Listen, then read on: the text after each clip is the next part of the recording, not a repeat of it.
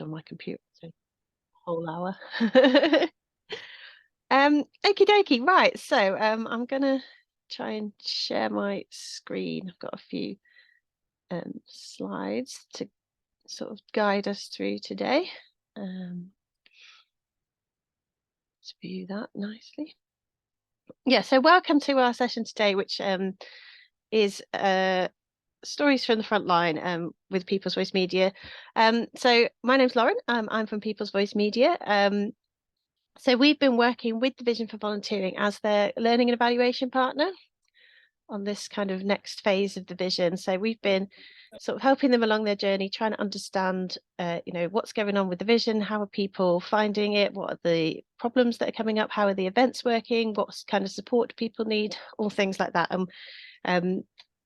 One of the methods that we've been using to do that is this community reporting, lived experience storytelling. So that's some of what we're going to share today. Sarah, do you want to introduce yourself as well, just as the Vision team member that's in the room here? I think I've met quite a few people in the room already, but there's some people I don't know. But hi everyone. I'm Sarah Tranter. My pronouns are she, they. I am the Learning and Storytelling Officer with the Vision for Volunteering teams. There's a team of three of us who are working with you guys, with people kind of across the country to bring the Vision for Volunteering to life. And really, really thrilled that we've been working with People's Voice Media and quite a lot of people who I think are in this room as well to kind of collect these stories and hear the kind of really interesting stuff that's going on the ground. So I'm really excited for you guys to kind of hear what we have to share today. Brilliant. Thank you. And can I, Carola, I would love to do a proper go round and hear from everyone, but I just think we're probably a bit pressed for time for that. But can I encourage people to introduce themselves in the chat, just so we can all kind of get to know each other and we can, have a little sense of who's here and where you're coming from.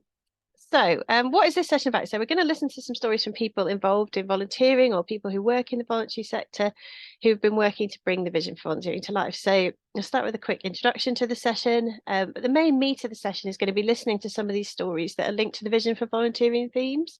So you'll all probably be familiar with the work that you've been doing on the vision, that the themes of awareness and appreciation, power, equity and inclusion, collaboration, and experimentation. So we've got a clip or a couple of clips for each of those themes, just where people are talking about what the theme sort of means in their context, how they've been trying new things to support progress towards that theme, and just sort of reflecting ourselves a little bit about whether what they're saying reflects our own context or whether we feel differently. And then hopefully, if we've got time, a little bit of action planning about how we might use what we've learned in those stories to kind of create that change in our own context. So yeah, we're a big group, bigger than I was anticipating, but that's really good because it's nice to have so many people along and interested. So I'd still like to try and have a discussion around the stories we're hearing. But just some things that would make that a bit easier is obviously, please, if you can, stay on mute when you're not talking. Please use the raise hand button if you'd like to contribute a thought, reflection, or idea. So I think we'll probably have time for like 1 or 2 comments on each clip, and then we might have to move on. But if people are happy to kind of contribute their thoughts in the chat, and there's also a Flinger board set up so that you can contribute by writing your ideas down if you prefer. And then I will pop that link. Can I pop that link in the chat? Should be able to, shouldn't I? So if I pop that link in the chat, and you'll be able to, and I'll go through how to access and use that in a little bit. So what is community reporting? So it's basically a form of lived experience storytelling, and People's Voice Media, the organisation I work for, started doing this in 2007. So we've got a method for supporting people to tell their stories about their lived experience and sort of capture them from their peers as well.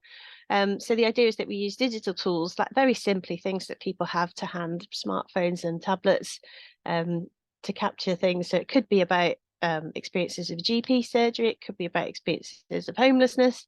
And in this case, we've been working with the Vision for Volunteering as their learning evaluation partner. So we've been getting people from across the volunteer ecosystem, so volunteers, volunteer managers, people who run volunteer centres, people who work for infrastructure organisations, have come along and they've trained as community reporters, and then they've gone out and collected their own stories of volunteering and of implementing the vision for volunteering. So it's a 3-part cycle that we do. So it's the first part is gathering the stories. So people going out and using those smartphones and things to gather people's experiences. Then what we do is curate them. We watch the stories with the people that have collected them, and we sort of decide, we know what are the key learnings here, what are the key themes that we can pull out, and then we mobilize them. So that's how do we get like the messages in the stories out to people so that they can use that to create change. And that's kind of what this stage is. Where we're at with this is kind of, this is a way to kind of showcase some of the stories and get some of the learning out there, with the people who are in a position to kind of start to make those changes.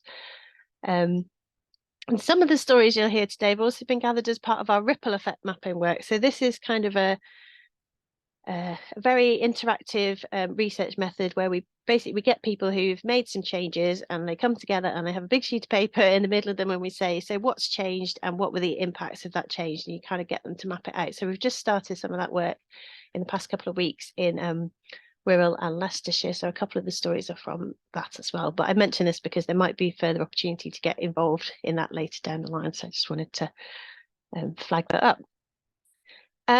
Right, so how are we doing for time? Okay, we're good.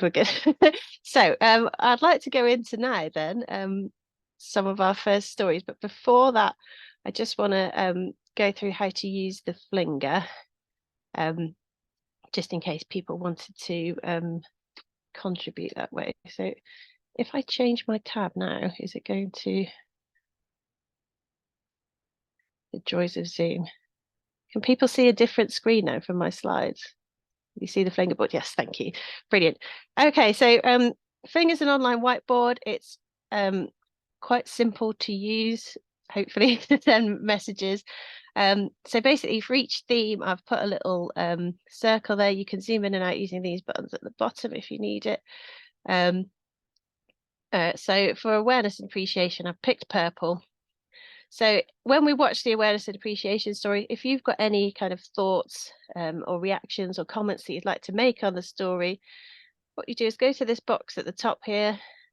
I've put square, so you can change the color here. So I've set that to purple because that's what the awareness bit and appreciation bit is. I've set it to a square. And then I would just type my message in here. So I might say, we have similar problems post-COVID. And then I would just press enter or send, and that sends it onto the thing, and then you can move it, just drag and drop to that thing. So that's the basics of how you walk through Flinger. So if you'd like to use that as a tool to contribute, that's fantastic. If you'd rather just pop things in the chat as well, that's amazing as well. However you feel most comfortable with it, but it's just quite a handy way of gathering people's kind of thoughts together and being able to group them and move them around. Okay, fantastic. So let's go to our first story then. So this is a story under the awareness and appreciation tab. So this is Vicky talking about their experiences. They're a volunteer coordinator, and they're just talking about some of the shifts that they've seen in kind of volunteer kind of recruitment and interest patterns, I suppose.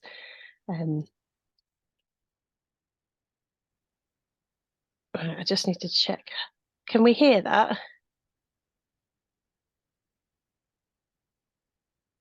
Can we hear that? No. No. There's no sound coming through, Lauren. Okay, hang on. I'll stop share. I must have forgot to tick the box. Sorry, everyone. Let's try again. Share sound. Okay, let's try that. Also, just to mention that the subtitles are helpful, but they're also auto-generated, so they might not be exactly what the person's saying.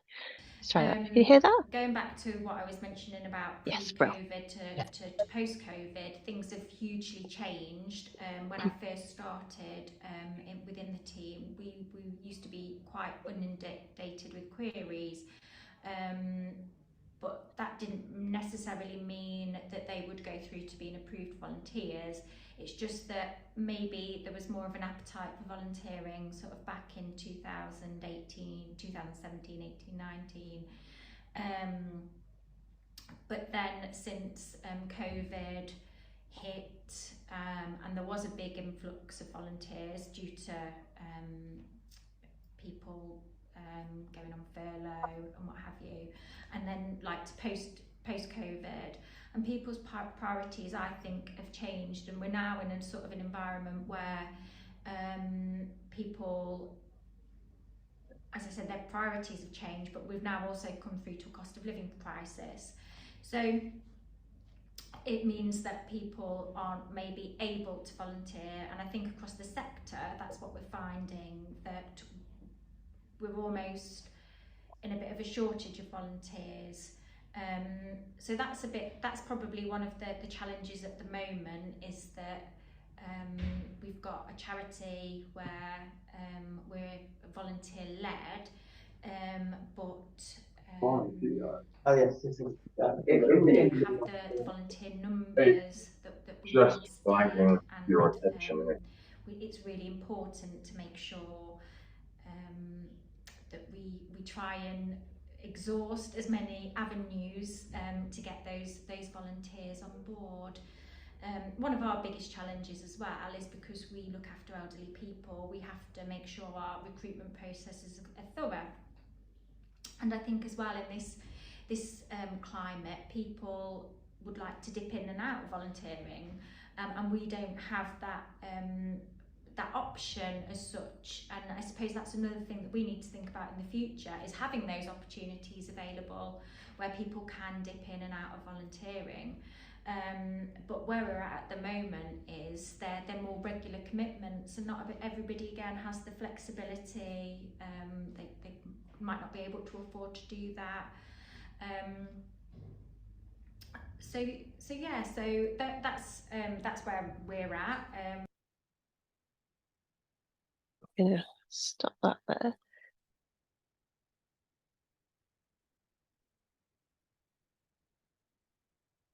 Fab. I wondered if anyone wanted to come in with any reflections on that. But like the main thing that I wanted people to think about was whether that story resonates with your own experiences at the moment, or not. Are you experiencing anything different?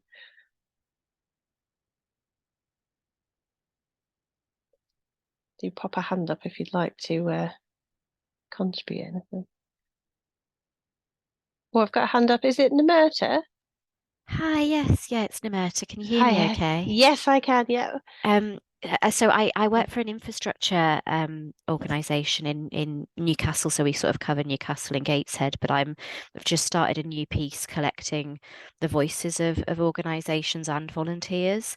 It's very early doors, but we're hearing really similar things about there being this desire or this need for more kind of small, kind of dipping in and out type volunteering roles, but organisations seem to need some support with creating them, because as the individual in the video said, that it's not easy to just sort of create these sort of micro volunteering roles. It doesn't often fit with what the work of the the voluntary sector organisations are doing.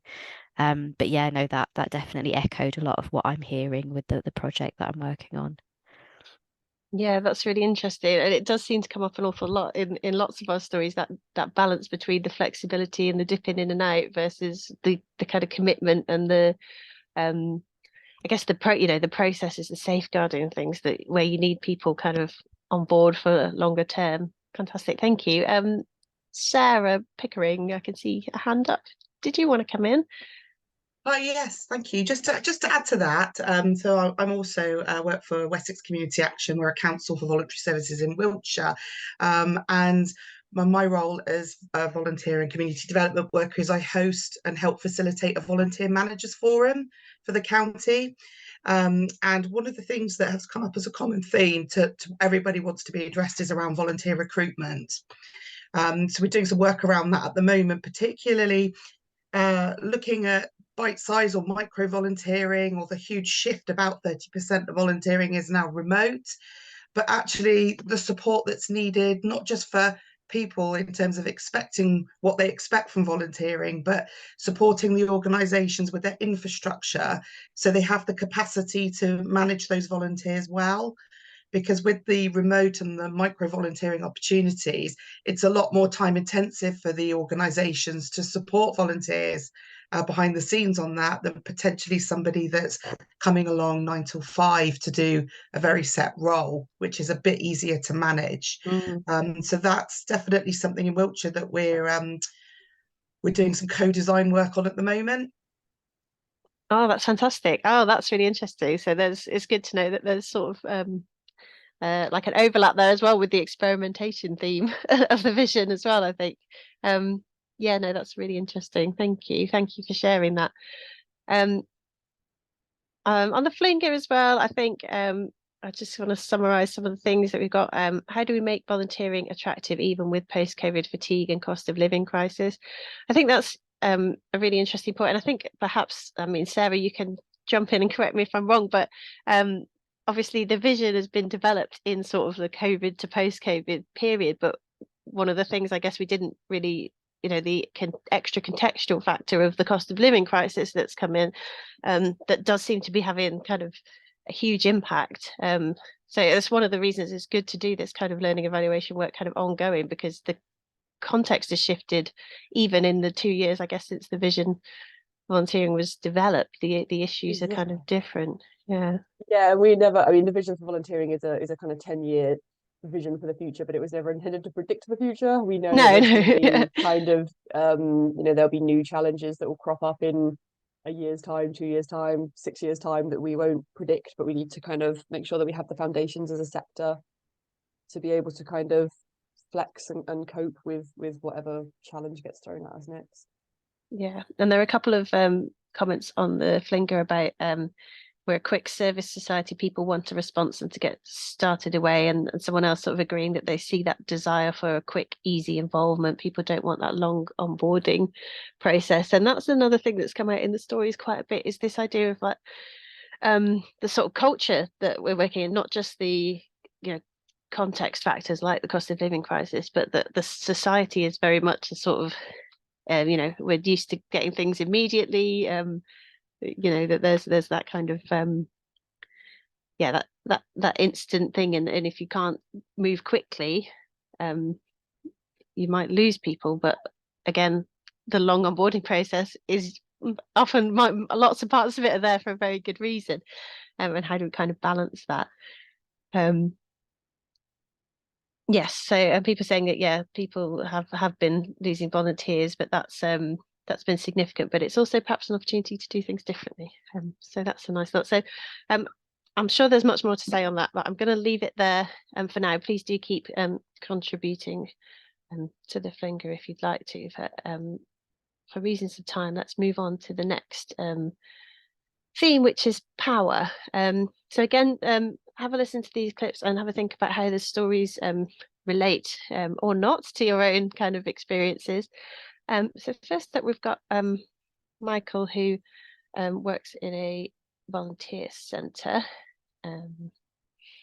Just Lauren, just before you start, we've had a request in the chat to just up the volume for the videos if possible. Oh, okay. Thanks. Fantastic.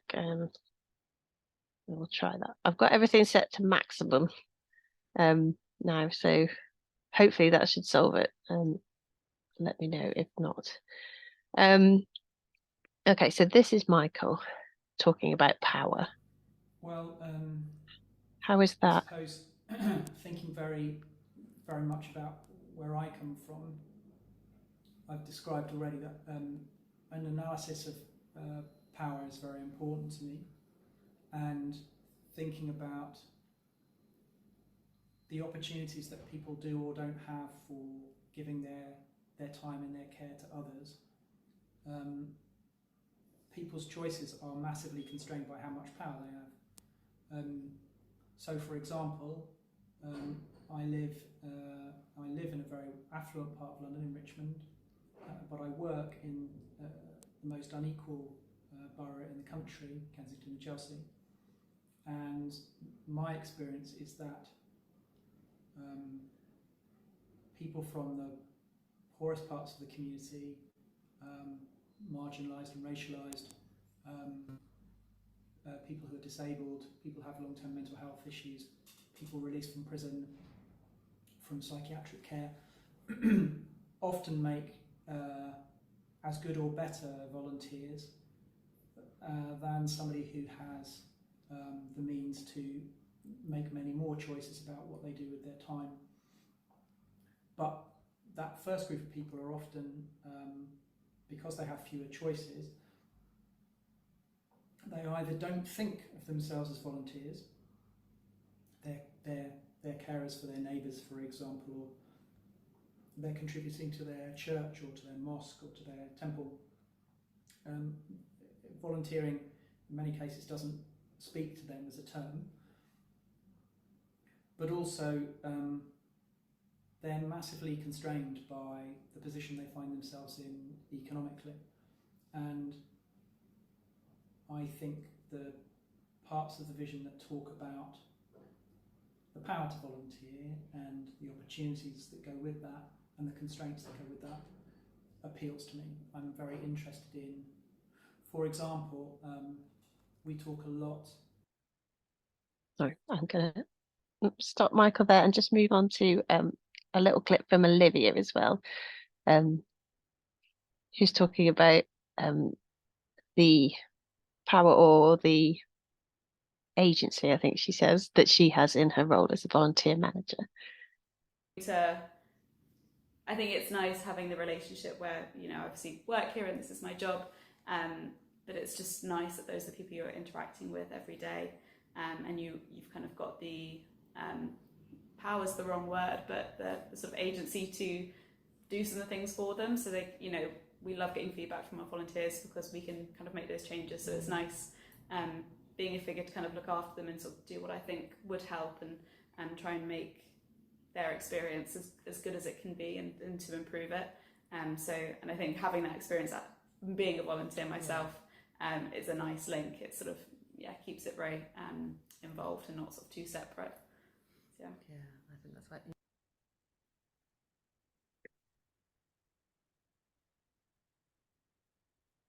So those are two stories on the sort of theme of power. Again, I wondered if anybody wanted to come in on whether those stories resonate, you know, whether you've experienced anything similar in your sorts of thoughts and discussions that you've had around power in your organisation or your community.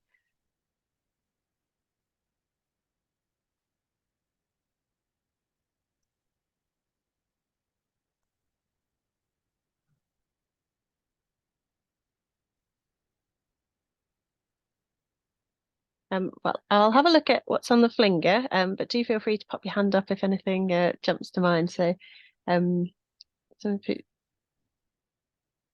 people don't experience volunteering the same because of disadvantages. Give people the power to shape their volunteering experience. People have enough of being told what to do at work. Yeah. So I think that's one thing that kind of jumps out to me about Olivia's story, is that she's kind of got that that sense that she can make things better for volunteers that she's working with. And just kind of that idea of giving people power to shape their volunteering experience in their role and building roles around people rather than slotting people into roles is something that kind of keeps coming up again and again. Nimerta, you've got a hand up. Did you want to offer a contribution? Yeah, I just wanted to sort of discuss a little conversation that's sort of come up in Newcastle around sometimes that. So we're working on how people experiencing barriers in society could, you know, be encouraged to take on volunteer roles, but then working with the organisations to create are better suited to them and more inclusive. And we're finding that there are some sort of misconceptions around what particular groups in society can do. Like, so at the minute we're sort of exploring neurodiversity, and, you know, people that might be living with neurodivergent conditions and like, you know, what contributions they can give, and trying to break those barriers down by providing some training to organizations. But again, it's very, very early doors. But yeah, talking about kind of power, I think there's sort of maybe some work to do to kind of, you know, to basically showcase what that power for, you know, I think it was I can't remember who it was, the first video, who said people experiencing barriers can often make really great volunteers and have a lot to contribute. So we're just sort of working on trying to get that message across to organisations. Yeah, that sounds like a fantastic project. I think Sarah and I would be definitely keen to hear more about that later on as well. That sounds like a really fantastic thing. But yeah, absolutely. So perhaps to start that involvement, you need to correct some misconceptions elsewhere. But yeah, that's fantastic. Chris, you've got a hand up. Hi, yeah. I mean, I just put trust people on there, but I mean, for me, it is about actually recognizing just the magnitude in most organizations is that you've got far more volunteers than you have staff for starters. So there's more heads on a problem. And often those volunteers are much closer to the grassroots issue that we're trying to tackle. So I think it's sometimes about recognizing that. And I know there's safeguarding issues, health and safety issues, cash handling issues, and et cetera, we need to manage. But at least I think volunteers expect to be involved in those conversations, help shaping those policies and those rules if you have them. And also just, people are going to hang around more if they've got some agency and some control over their volunteering and they feel that they've made a contribution, they're part of something, they've able to shape something as a sort of community of people around that cause. So for me, that's really important. Yeah, absolutely. They're much more kind of invested in it if they feel they've got that say and they've got that control and ability to sort of shape things and take it forward in a way that's meaningful to them. Yeah, fantastic. That actually leads us quite nicely onto the next theme, which is equity and inclusion. So I think some of this overlaps with some of the things that Michael was talking about in his video. How do we make volunteering more accessible, more diverse, and make sure that people have a good experience and kind of level the playing field a little bit in terms of who has access to the volunteering opportunities. So again, thinking about how these stories resonate with your own efforts. I know everyone is doing a lot of work on equity and inclusion, and I know it's really important to a lot of organisations. So I think this is in blue on the flinger if you wanted to contribute that way. So first of all, I've got Stephen. Oh, hang on, let me go to the one that's already queued up. Yeah, Stephen talking about how they are sort of trying to make their organisation more diverse at victim support. I'll pop that sound up as well. And we also have volunteers who are reaching out to sections of the community that perhaps haven't heard of us, who can't get to us for whatever reason. So they do some fantastic work, and yeah, all I can say to them is thank you for their time, their effort, because yeah, they're superstars. So yeah, diversity is incredibly important in everything that we do. We have to make sure that we are giving everybody equal access to our service, and we try to recruit in the same way, give everybody equal access to not just staff vacancies but volunteering vacancies. We want to make sure that we try and represent in our volunteering team the communities that we support, and we do that by making sure that we display our commitment to diversity in the adverts that we put out, and at all times we are making amendments and changes to the way that we work so that we can have as many people apply as possible and give them opportunities regardless of who they are, where they come from, and we try and advertise in as many places as possible as well, and reach those areas of the communities who again don't know who we are, what we do, and if they want to help, then we don't put any barriers in their way. There's more that we can do. We're always looking for more ways to or more avenues for volunteers to apply, and that's a simple case of just getting out there, talking to people in our communities, going to universities, going to events, going to community events held by sort of local groups, local councils, and just making sure that people realise that we're here. This is us. This is what we do. Here's how we can help you, but here's how you can help us if you really want to. And you know, we try our best to you know, have the door open to as many people as possible. Fantastic. And then just for another perspective as well, we've just got a little clip here with Charlotte talking about her experiences volunteering and wanting to volunteer alongside her young daughter. So one of the other things that I really look for is opportunities for things that we can do together. So examples of that in this disability charity, there was a children's Christmas party. My daughter came along with me for the day. We were taking photographs of the event. She had a little role to do, but it gave her exposure to a different environment, and it enabled her to get involved, give something back, and learn. More recently, I've delivered we went out for a walk together last weekend, delivering leaflets to promote a fundraising event for another charity. So I do see it as my responsibility as just like a decent human being to do something that helps and supports others, and how I pass that down to her. So also anything that we're able to do together and be flexible is also really important.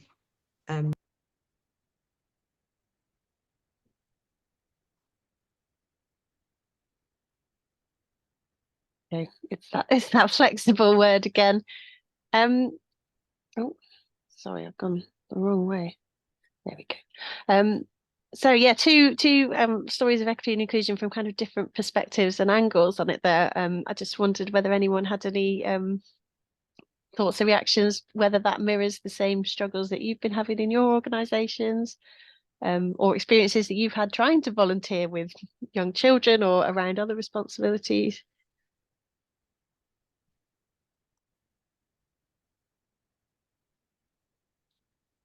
I've had a little look at the finger, and I do like this comment that there's more that we can do. That's the story of equity and inclusion. Yeah, it's one of those kind of long journeys. Let's see. Oh, Chris, you've got a hand up. Did you want to come in? Yeah, sure. Just my experience generally is people we're trying to put round pegs in square holes, whichever way around it is. We're trying to find ways to make our existing opportunities suitable for people who already find those opportunities challenging, inflexible, etc., etc. I mean, awareness is great, and sometimes we can, you know, find ways to make those opportunities inclusive rather. But I also think that sometimes we need to talk to those who feel marginalised or unwelcome, and help them find ways to contribute to the organisation that we may not have thought of. I think sometimes we're just a little bit staff-centric in some of this thinking. Yeah, so there's conversations that need having kind of outside, and before you even start with that kind of, yeah, with the recruitment hat on, it's about kind of that kind of holistic approach and involving people. Yeah, there's some really interesting comments on the flinger. We need to involve people who are marginalised in shaping our work, nothing about us without us. And someone sort of linking to that, what about the people who don't know, what do we do? How do we get them involved and interested? Yeah, that you're going to be missing groups of people potentially, just through not knowing who isn't there volunteering and whose voice do we never hear. Yeah, I think those are all really, really key points when it comes to that. Went to a networking event recently where we discussed how we can diversify volunteer trustees to give better representation. How we go about this exactly is hard to pin down, but I think it's something that starts at ground level. Yeah, so again, that seems to echo what you were saying, Chris, about those kind of, that's very early grassroots conversations in the community. It'd be helpful to have guidance around how to help support neurodiversity and volunteering. That seems to be a topic that's kind of coming up a lot. Schools play a big part in awareness of volunteering. Our next generation we should be normalizing volunteering within society. Yeah, that's one of the kind of underlying threads of Charlotte's story, isn't it? Getting young people involved very early. Starts with the basics, having a phone number on an advert. Yeah, not just expecting someone to be able to go to a website, using plain language, being clear. Again, that flexibility word. Taking on young volunteers and creating opportunities for them, either in small groups or with their family. Yeah, so family volunteering is another big kind of area of potential growth. I've struggled to get volunteers from ethnic minority groups. Any ideas welcome. School engagement, even at a primary level, to promote volunteering as a thing. Yeah. So some really good kind of ideas and sort of some important challenges, I think, highlighted among those discussions for us all to think about. I'm going to move us on now to the next one that I'm sure there is more to say about that. So this is a story about collaboration. So this is Gareth talking about their experiences creating kind of collaborative policies and sort of points of contact on the Wirral. Oh, can't load audio at present. Of course it can't. That would be too simple. Right, let me see if I can. Oh, why have I been signed out? Right, hang on, sorry, I'm going to stop sharing. 1 second while I get this back in.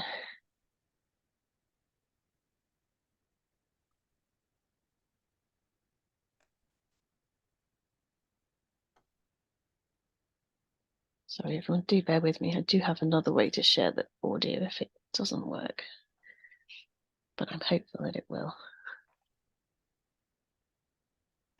Once it's reloaded itself.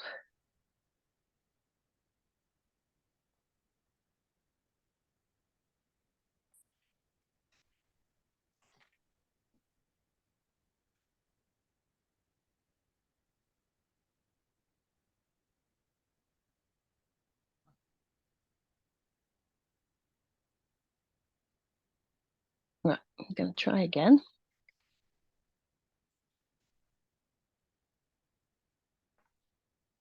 Share sound is on.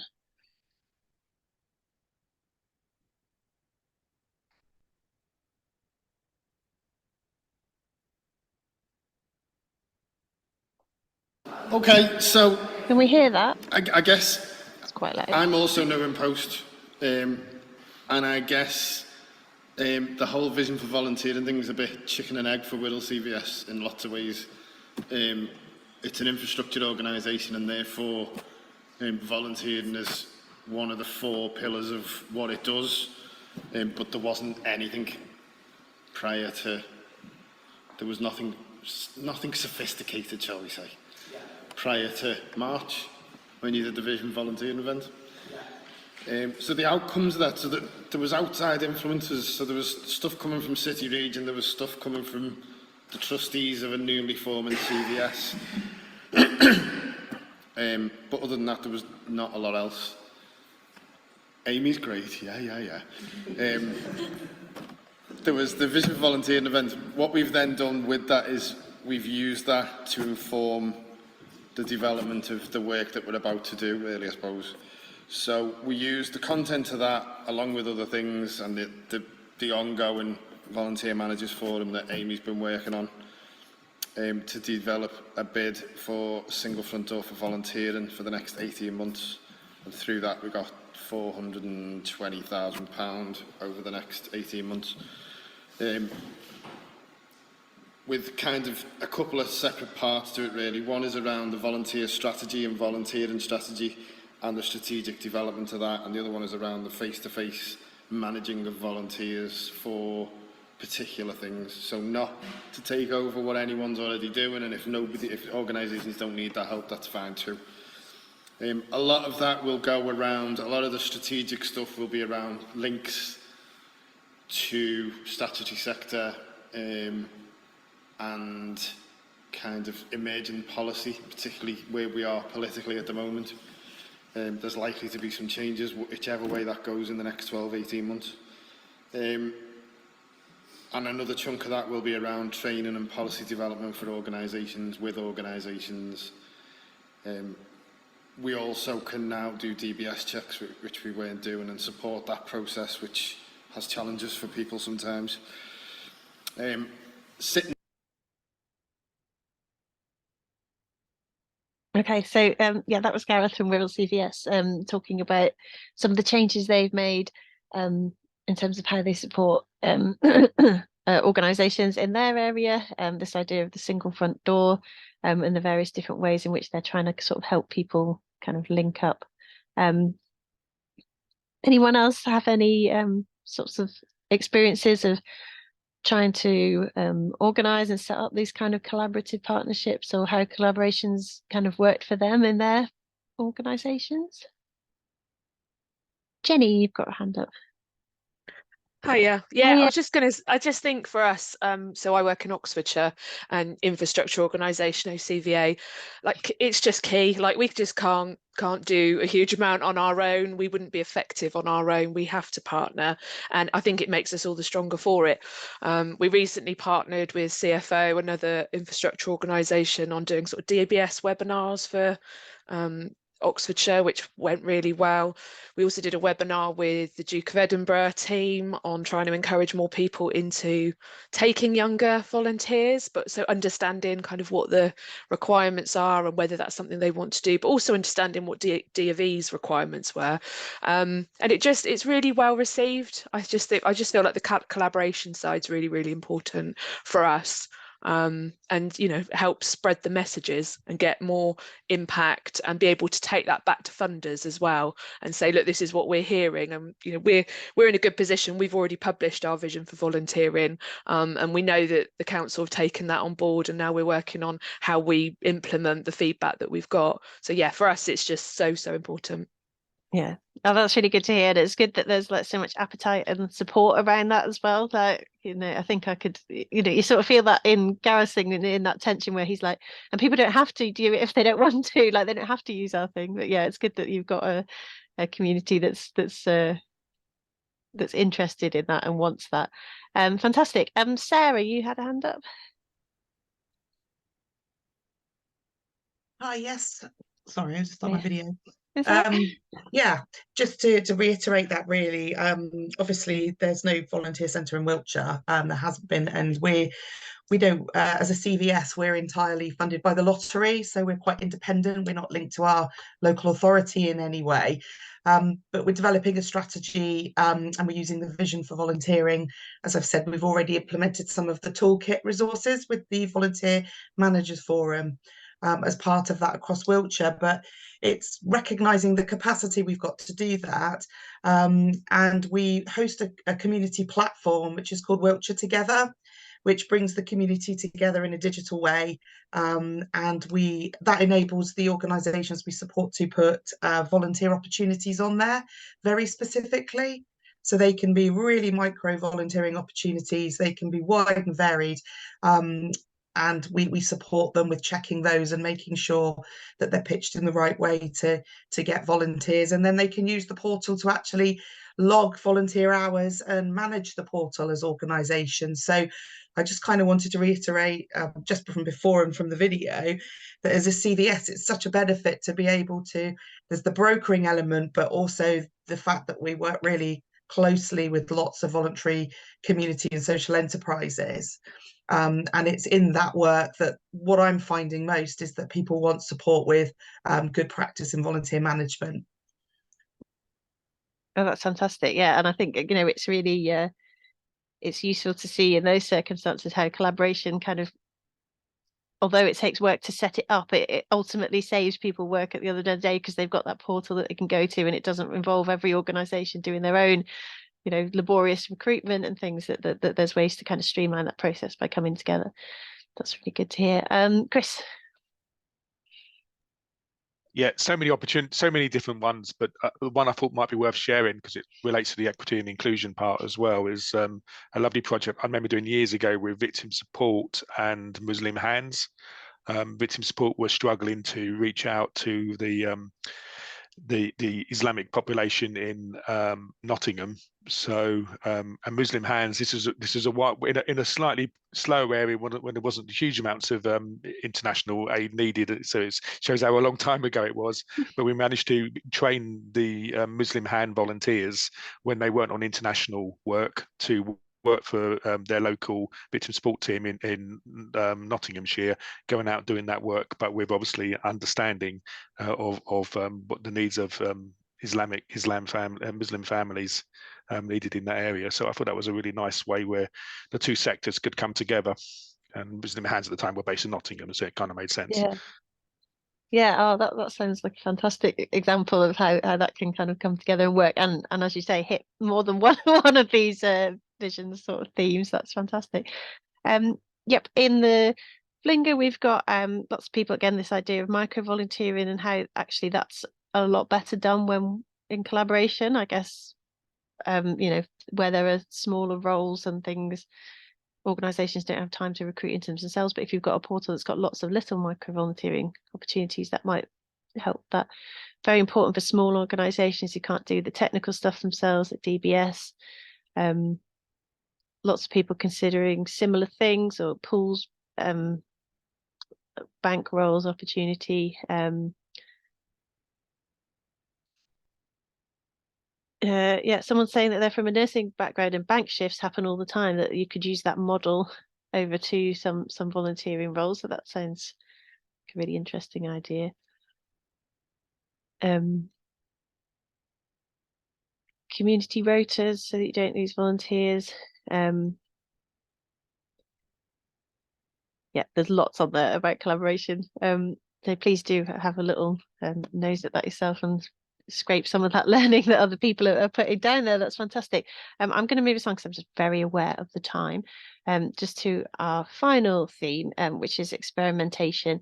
And so this is Ray from Law Ross in Leicestershire, and she's just talking a little bit about being brand new to a brand new role and making change, and how that experience feels.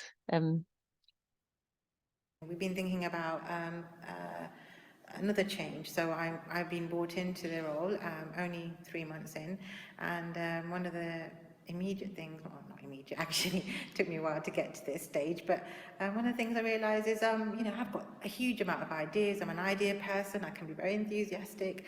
And oh, actually not everybody's on board yet. No, I'm on my own steering this other second. There's no one joining me right now, because there is that fear of change, and remembering that you know, when you're introducing new things, new concepts, it may take the rest of your team to kind of get there with you, and sort of you know, you might need a bit of more convincing, you know, changing that culture of doing things in a different way. So one of those things coming from that ripple effect has been us looking at volunteer management tools. So there's some amazing things out there, so exciting, you know, tools that can go right from the whole process of onboarding, applications, DBSing, referencing, and impact measurement, and some really amazing things out there. So the change, I suppose, then in that sense, makes people fear about their own role. Am I being replaced? What's going to happen to me? You know, what's my position here now? And then those things can create barriers. So, so sort of taking change in a slow baby steps. You know, measuring your milestones. What else we've been thinking about? How we advertise. So, you know, volunteer. Yeah, so I like the honesty in that story about how sometimes how change is experienced within an organisation. Does anyone have a similar experience, or perhaps you've made changes and everyone was kind of fully on board? I wondered if anyone wanted to come in on anything that they've done that's been experimental and how that's been received. Hannah. Oh yeah, I've put on the Flingo board that so this is the second time I find myself in a new job role, and the first time I had that experience, recognizing that you take a job with a job description and have a clear idea as to what you think the aims and the objectives are and what you're working towards, and then the learning curve of recognizing that actually every single other employee or team member has a different perception or understanding of that job and what you're trying to achieve, and the journey to kind of bring them in. And in that last job, I particularly did work where I took time to sit with them all and understand what their perception was, so that I could see where they were coming from, or what their expectations were of my role, and what change was going to happen, to then start to bring everybody together so that we had a slightly more aligned perception of the direction of travel. And then once we'd kind of got that alignment, that was the point then that you can start making that forward momentum and driving some of those changes in a positive direction. Yeah, so it starts with a lot of kind of listening to concerns, and then before you can make sure everybody's kind of with you in some sense before you can move forward. Yeah, absolutely. That's a really interesting interesting experience, and very diplomatically put as well. Well done. Fantastic. Anyone else have any thoughts on that? I can see baby steps are better than no change. Yeah, so sometimes change has to happen more slowly than some of us would like, because it's important to do it in the right way. Nearly a year in and getting things where it needs to be, starting to push newer projects, experimenting and listening to what the sector needs. Yeah, so again, that idea that it takes time to get to a stage where you can make those changes effectively and without upsetting the apple cart too much, if you like. Experimenting with outreach alongside a static office delivery and system change alongside other organisations. Changes are being drip fed so people aren't completely overwhelmed. Yeah, that's really important. Experimentation can be hard when you experience pushback from staff who've done it for years. Sometimes people or staff don't want change to their way of working, which can be difficult. Yeah, I think that's one of the things that we've been looking at with the stories and things is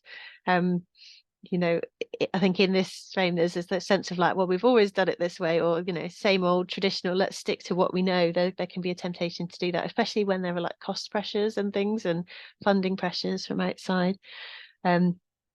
Capacity is a big challenge. Yeah, so sometimes you find that you have to focus on delivering the core of what you do, and there's no time or capacity or resource to experiment. And yeah, so I think one of the sort of things that we need to get our head around with the vision is, how do we kind of create that space and that opportunity for people to do that kind of experimentation. But really aware of time now. Thank you everyone for your contributions. So the next step I was going to suggest was do some action planning. So I've got a template for people to use, which is basically having a think about the themes of the vision. What are you currently doing well? What could you be doing better, or what's really challenging at the moment? And so just coming up with some like next steps and ideas for action. And again, like in line with a lot of what people have said on the Flinga, that has to be kind of the very next step, not the big leap that you're going to make, but what's kind of already happening that you can tap into, or what are those kind of like easy wins for you. So I'll try and share those documents with everybody.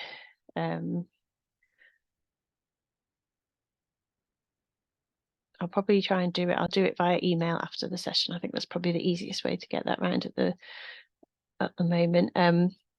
So yeah, so feel free to take that back and have a little think this afternoon. If you can find 10 minutes with a cup of tea and just sketch out some ideas, that's there for you to use if you would like to.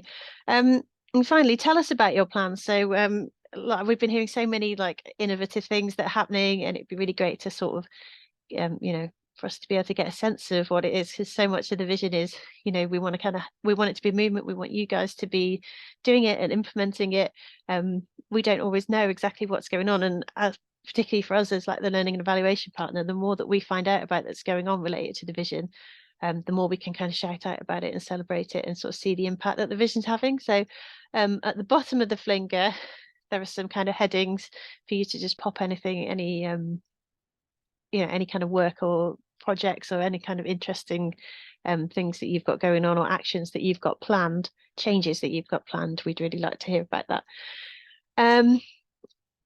And then finally, is just, yeah, we'd like to hear how you found the session today. So Sarah, are you able to pop the feedback link in the chat, please? I've not got it handy to copy and paste, so I will do in a second if you're not able to. Yeah, just to know kind of what you thought about today's event. I'm sorry that we've kind of run out of time. And also just to say, if you'd like to get involved further, so the people that have contributed their stories and collected those stories have all been sort of through our community reporting program. There will be extra training sessions coming up in January if you'd like to get trained, or someone from your organisation be trained to kind of collect those peer-to-peer stories about the vision. Then Sarah will be running those, so get in touch with her and she will get you on the waiting list and let you know when the sessions are available. Equally, if you don't fancy the training but you'd like to share your story with us, I think Sarah and Laura from the Vision team are going to be sort of interviewing people. So if you want to share a great project that's happened, a great impact, then we'd love to hear from you. And again, you've heard some examples today from the ripple effect mapping that we've been doing, and those are really interesting workshops. We've got a couple upcoming, which I'm not sure, Sarah, if there are any spaces on, but we've got them coming up in Manchester and Stoke in the next couple of weeks, Cambridge possibly in the new year. And we're also going to try and put together a pack so that people can run the sessions sort of in their own. So if you do have a volunteer managers forum and you get everybody together once a quarter or something, you could do that, and just people could start to see what impacts their changes are having. And it can be quite a motivating thing to just get it all down on paper and see the difference that things are making. So if you're interested in any of those, please do get in touch with Sarah or myself, and we'll sort you out for further involvement. But yeah, just to say thank you everyone for coming along and for your contributions. I hope the stories have been interesting, and it's been lovely to share them and hear that they've sparked so many connections and ideas with what's already going on. But yeah, thank you ever so much, and please do let me know if you've got any questions. We'll follow up with the slides and the action planning templates and things. Is that everything, Sarah? Have I missed anything? I think that's great. Just thanks everyone so much for your time. Yeah, thank you everyone for your time. Thank you for coming along. It's been really great to hear so many stories. Thanks very much. Cheers. Thank you. Lovely to meet you. Thank you. Bye. Bye.